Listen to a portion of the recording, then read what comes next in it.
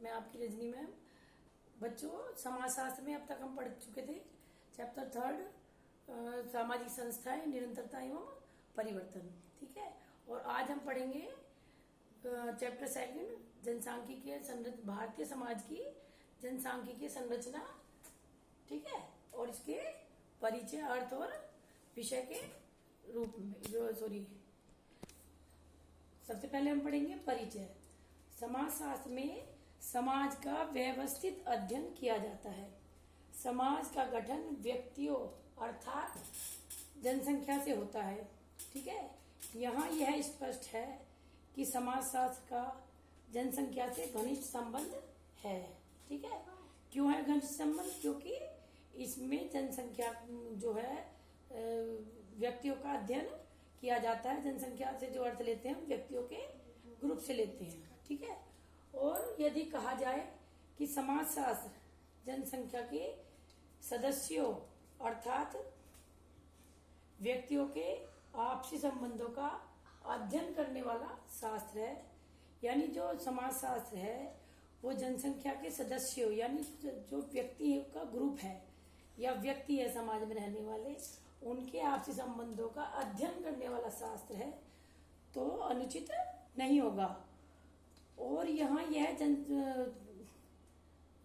जहां तक जनसंख्या के व्यवस्थित अध्ययन का प्रश्न है, इसके लिए एक अन्य विज्ञान को भी विकसित किया गया है। ठीक है, यानी कि यदि कोई व्यक्ति जनसंख्या के जो है विस्तृत अध्ययन करना चाहता है, उसके लिए यह एक अन्य विज्ञान भी विकसित किया गया है, जिसे जनसांख्यिकी यानी डेमोग्राफी कहा जाता है। ठीक है, ये आपको क्लियर हो गया होगा।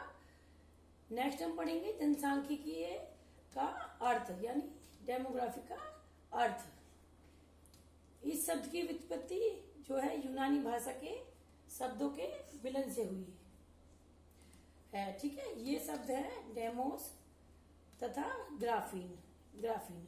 इन दोनों शब्दों का अर्थ है क्रम से जन या लोग तथा वर्णन, अतः सम्मिलित रूप से दोनों का अर्थ है लोगों का वर्णन।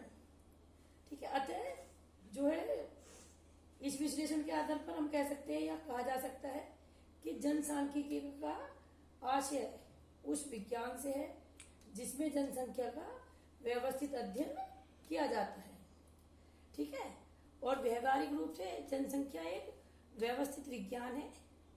ठीक है, यदि हम व्यवहारिक रूप में देखें तो जनसंख्या एक पूरा व्यवस्थित विज्ञान है, जिसके अंतर्गत जनसंख्या से संबंधित प्रवृत्तियों तथा प्रक्रियाओं का अध्ययन किया जाता है। इसमें जनसंख्या के आकार में परिवर्तन, जन्म एवं मृत्यु दर, प्रवसन के स्वरूप, जनसंख्या की संरचना एवं गठन अर्थात स्त्री पुरुष अनुपात, विभिन्न समूहों एवं संप्रदायों में साक्षरता दर तथा विभिन्न आयु समूहों का अनुपात आदि प्रमुख है। यानी कि यदि व्यवहारिक रूप से हम जनसंख्या का व्यवस्थित अध्ययन करते हैं तो उसमें किन किन विषयों पर, किन किन टॉपिकों पर अध्ययन होता है या किन मुख्य तथ्यों पर ध्यान दिया जाता है, वो सब यहाँ मैंने आपको बता दिए हैं। ठीक है, नेक्स्ट आता है जनसंख्या के प्रकार। जनसंख्या एक व्यापक विज्ञान है। इसके अध्ययन क्षेत्र के आधार पर अलग अलग प्रकार निर्धारित किए गए हैं, जिनमें दो मुख्य है। सबसे पहले आता है आकारिक जनसांख्यिकी फॉर्मल डेमोग्राफी, तथा दूसरा है सामाजिक जनसांख्यिकी यानी सोशल डेमोग्राफी।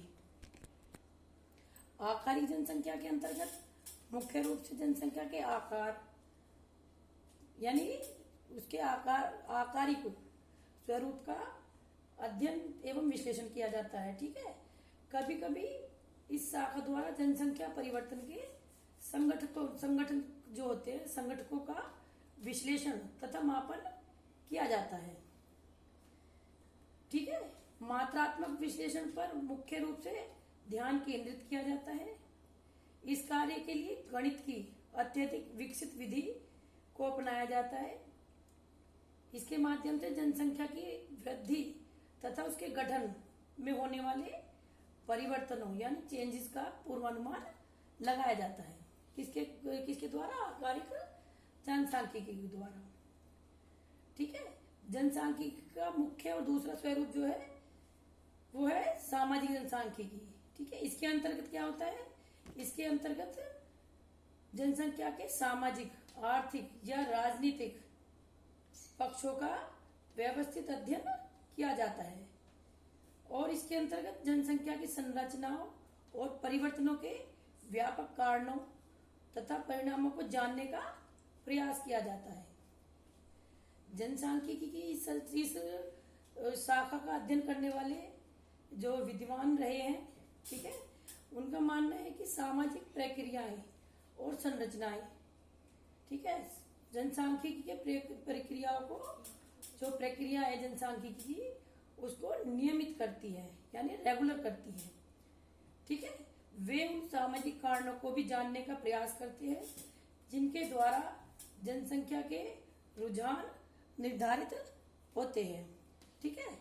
नेक्स्ट आता है हमारा जनसांख्यिकी का समाजशास्त्र के लिए महत्व।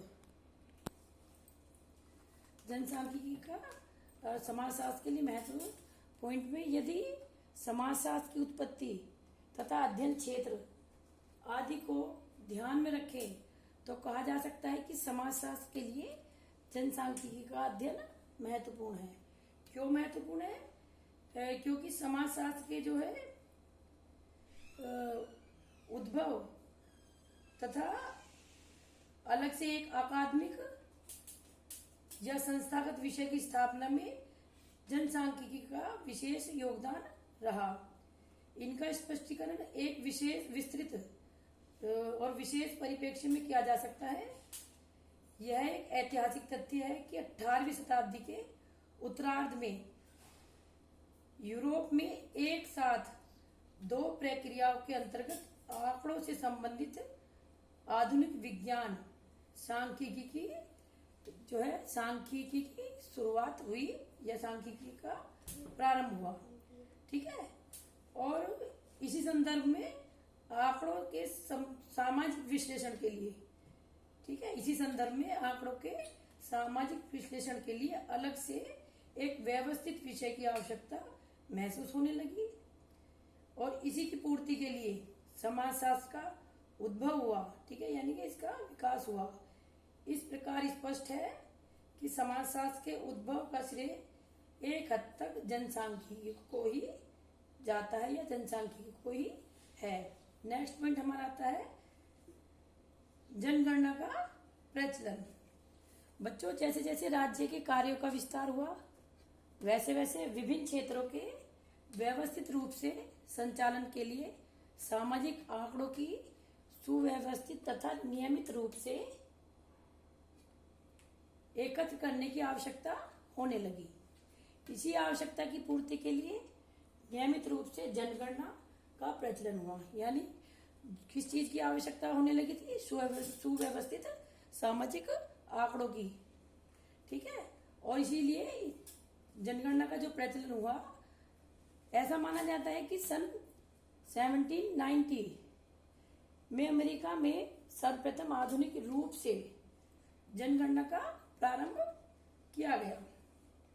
ठीक है। जबकि जनगणना का आधुनिक रूप जो 18वीं शताब्दी के अंतिम वर्षों में प्रारंभ किया गया। ठीक है।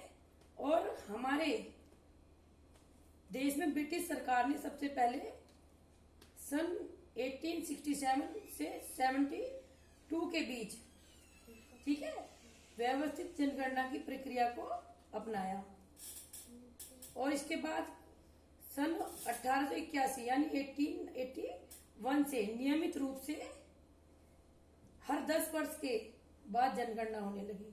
ठीक है। ये आपको क्लियर हो गया होगा। यानी कि हर 10 ईयर के बाद जनगणना होने लगी। इस नियम को स्वतंत्रता के बाद भी अपनाया गया तथा स्वतंत्रता के उपरांत सन 1951 में या 1951 में प्रथम जनगणना का आयोजन किया गया और बच्चों तब से अब तक यही व्यवस्था बनी हुई है।